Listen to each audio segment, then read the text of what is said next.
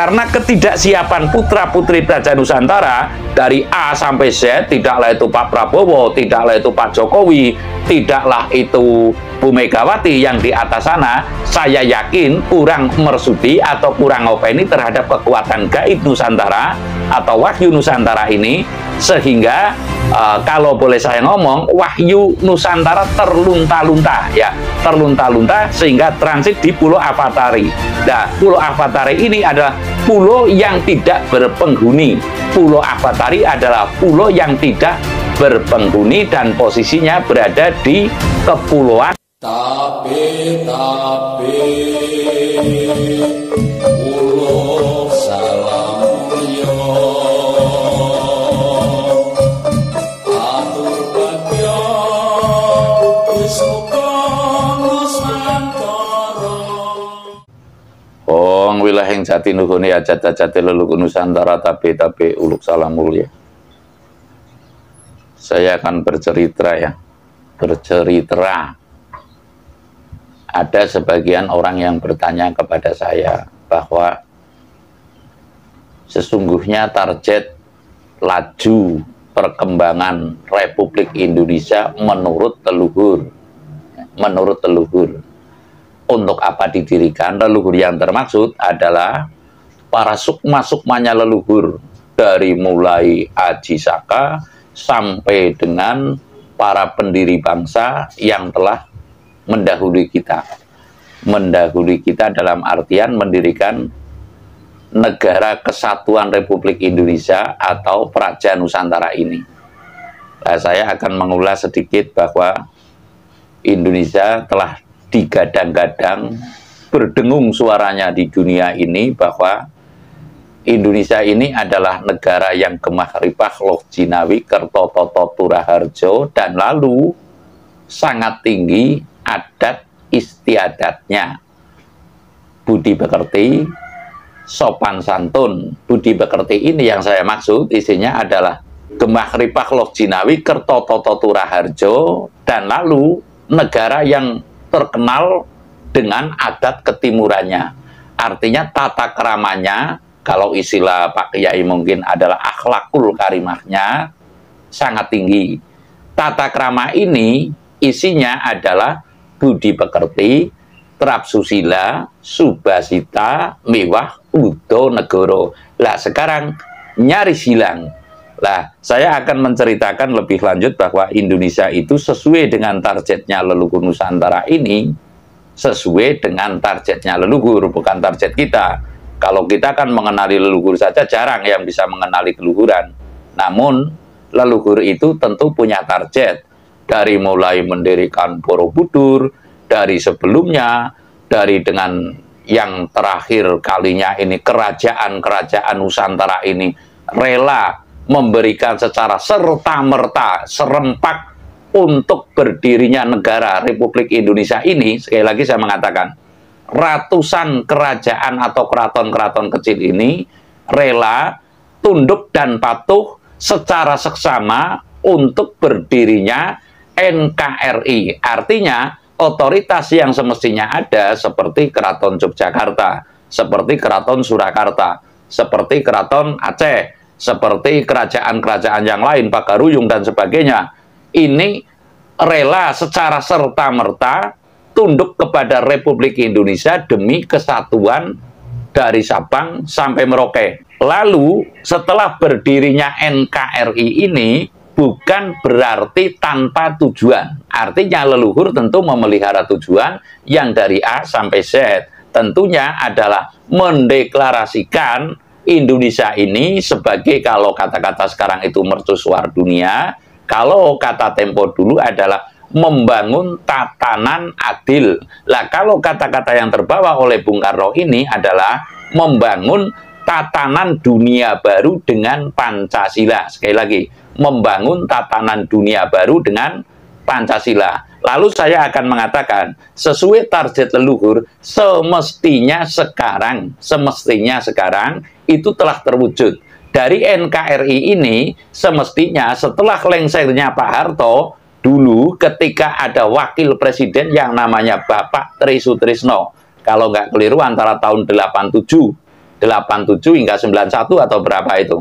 Lah, semestinya secara estafet adalah Pak Tri Sutrisno yang memegang tampuk kepemimpinan Indonesia. Lah, diharapkan dengan Pak Tri Sutrisno ini bisa menjadi Indonesia yang ketiga atau Presiden Republik Indonesia yang ketiga, bisa menjadi mercusuar dunia. Artinya Pak Tri Sutrisno digadang-gadang sesungguhnya oleh leluhur untuk bisa membawa Indonesia menjadi mercusuar dunia. Kan ada tuh gosip-gosip yang mengatakan karena wajah Pak Tri Sutrisno itu sangat mirip dengan Bung Karno, maka ada yang mengatakan bahwa kalau Pak Tri Sutrisno juga merupakan anak dari Bung Karno, ada yang mengatakan. Namun kalau saya tidak melihat yang demikian, karena secara reinkarnasi Bung Karno juga pada saat itu tentunya meninggalnya Bung Karno tahun 70 kalau keliru.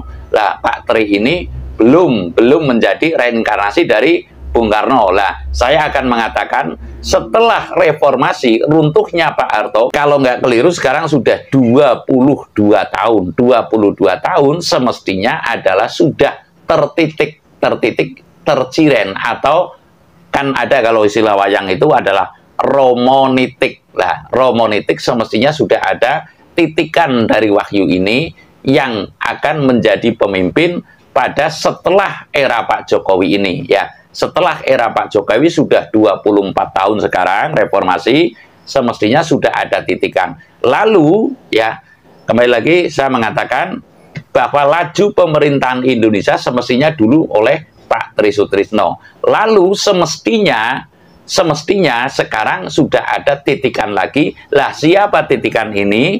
Sekarang ini belum nampak sama sekali di kancah perpolitikan, atau belum nampak sama sekali. Yang saya lihat di tingkatan atas ini belum saya lihat sama sekali calon titikan yang berkonsep Pancasila yang akan secara serta-merta membawa Indonesia ini menjadi mercusuar dunia. Lah, lalu saya mengatakan, mengapa dulu Pak Tri Sutrisno itu setelah digadang-gadang oleh leluhur lalu tidak bisa meneruskan? Yang dikarenakan sesungguhnya Pak Harto ini adalah sangat fasis. Pak Harto ini sangat pramono jati, melihat manusia tidak dari sisi lahirnya saja. Sekali lagi, Pak Harto ini sangat menggunakan pramono jati atau kekuatan batin dalam akan mengestafetkan kepemimpinan Nusantara.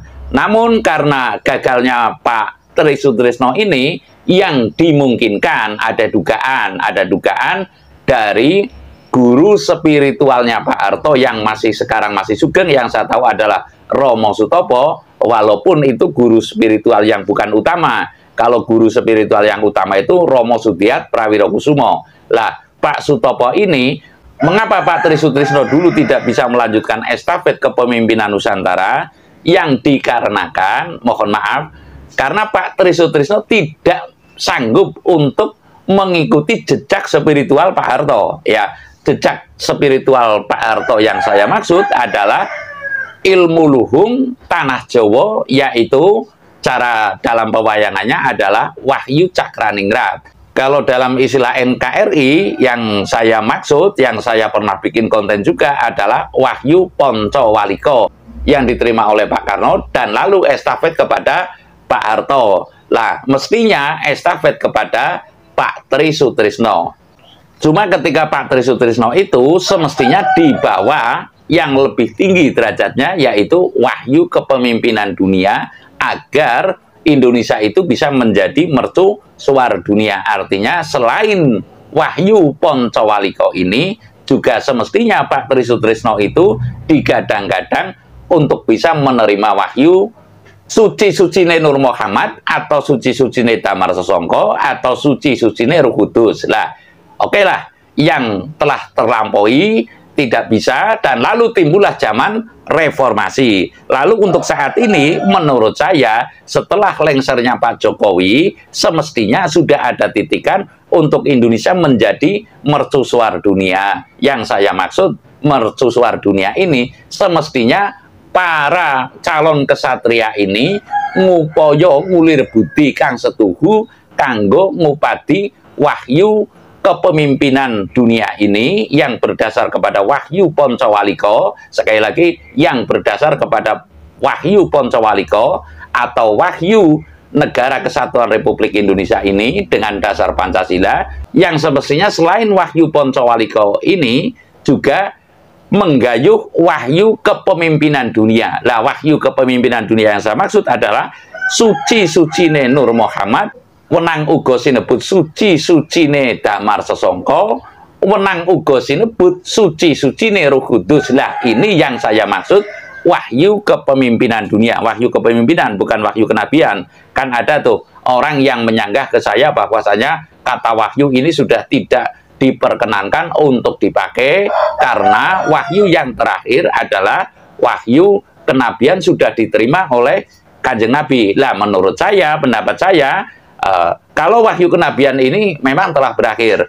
namun wahyu kepemimpinan niscaya tetap akan bergulir. Lah, yang akan datang ini adalah wahyu kepemimpinan dunia atau wahyu mercusuar dunia atau wahyu Ratu Adil boleh, atau wahyu Isa turun kembali juga boleh, atau wahyu Imam Mahdi juga boleh. Saya meyakini, ini penghujung perjalanan saya, dalam arti dalam cerita ini saya mengatakan bahwa wahyu suci-sucine Damar Sesongko atau wahyu suci-sucine Nur Muhammad atau wahyu suci-sucine Roh Kudus ini telah turun dari langit di alam madya langit, dan karena tidak ada yang gayuh ini sehingga saya meyakini, saya yang yakin, dan dalam hal ini tidak usah pada percaya, saya meyakini melalui pantauan batin saya, ya, saya meyakini bahwa wahyu suci-sucine Nur Muhammad atau wahyu suci-sucine Roh Kudus atau wahyu suci-sucine Damar Sesongko ini sekarang ini posisinya transit di Pulau Avatari. Sekali lagi saya mengatakan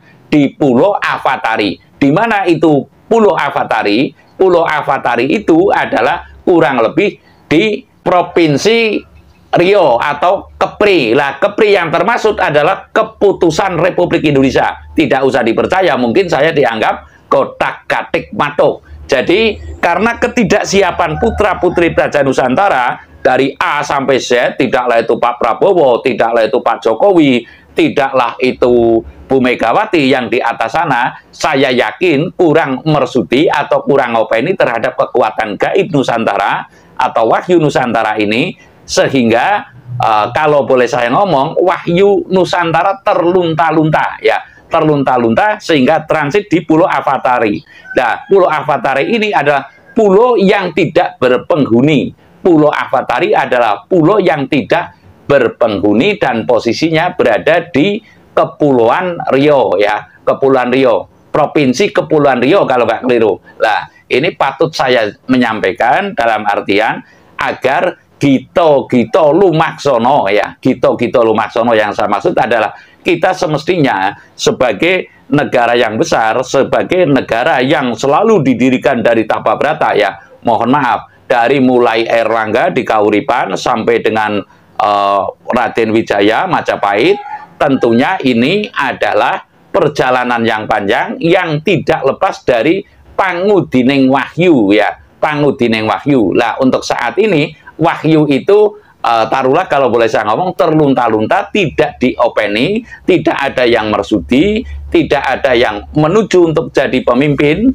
Itu mesti punya wahyu, nyaris tidak ada yang percaya, intinya lah, tidak ada yang percaya. Lah, inilah yang perlu kita bangun kembali, bahwasanya negara ini berdiri karena kokohnya nilai spiritual, bukan berdiri karena kokohnya akal budi saja.